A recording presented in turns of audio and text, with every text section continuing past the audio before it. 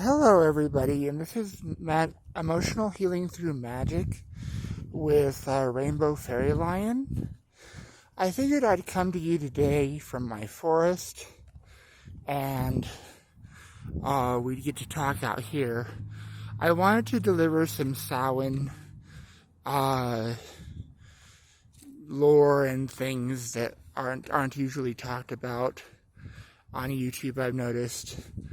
I've been a Wiccan priestess for most of my practice, and I feel that it's needed to talk about the wild hunt a moment. Now, the wild hunt, according to the ancient Celts, is a worldwide, or at least northern hemisphere wide, just the way the climate works on Earth and everything. Time on the 31st of October, and it happens all night. The spirits of the wilderness, the spirits of the underworld, and the spirits of the overworld are in some sort of a war all night. And anyway, every year it's supposed to emerge it's supposed to emerge at dawn, with the earth being ruled by the Holly King rather than the Oaken King. The Oaken King is the benevolent young man of summer, and the Holly King is the crotchety old man of the winter. And the Holly King is actually an explanation for Old Man Winter, one of the ways that could have come about, that belief. And just wanted to take you guys out here to talk about the wild hunt. Now, the wild hunt is it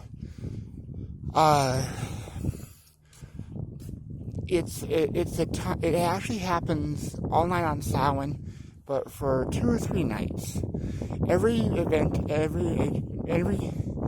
major astronomical event that happens in nature is a 2 or 3 day event, because nature is slow. It manifests things right, but it manifests things slowly. And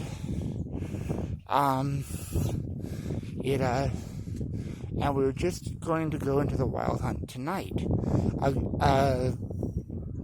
A good way of thinking about the wild hunt is that there's a war going on outside, and you want to keep it out of your home, though. I would highly recommend burning sage, burning various kinds of incense to keep things out of your home, doing protection spells, things like that. And it happens every year, 2 or 3 nights before Samhain and on the night of Samhain. It's a time of immense spiritual activity, probably the highest of the whole year. And everything in nature is active and preparing for the winter. But the wild hunt, there are actually artistic depictions of the wild hunt in a lot of Renaissance art that are actually very accurate of how people thought of it. And the wild hunt is also a time of reflection for people. You don't want anything to take you during the wild hunt, but you want to get answers. It's a great time for divination, great time for protection spells, great time for... It's also the pagan New Year, so it's a great time for manifesting new things, new life, new abundance, and everything. A lot of the reason that people wear Halloween costumes is because of the wild hunt specifically. It's a time to... of high energy to create whatever you want for the winter, for the upcoming year, And it's a time of renewal, Samhain is the pagan New Year, and everything like that. So when you get into nature magic or witchcraft or anything like that, it'll tell you that Halloween or Samhain is a very sacred day. Now, I also want to share in this video a spooky story from my area. Now, the little town of Alamosa, Colorado, where I live, it was originally built a little east of here, and on the other side of the forest. And there's a place in the woods and outside of the woods called the Devil's Playground.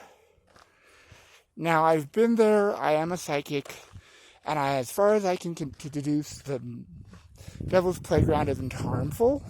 It's just enchanted, but it still freaked the early settlers out.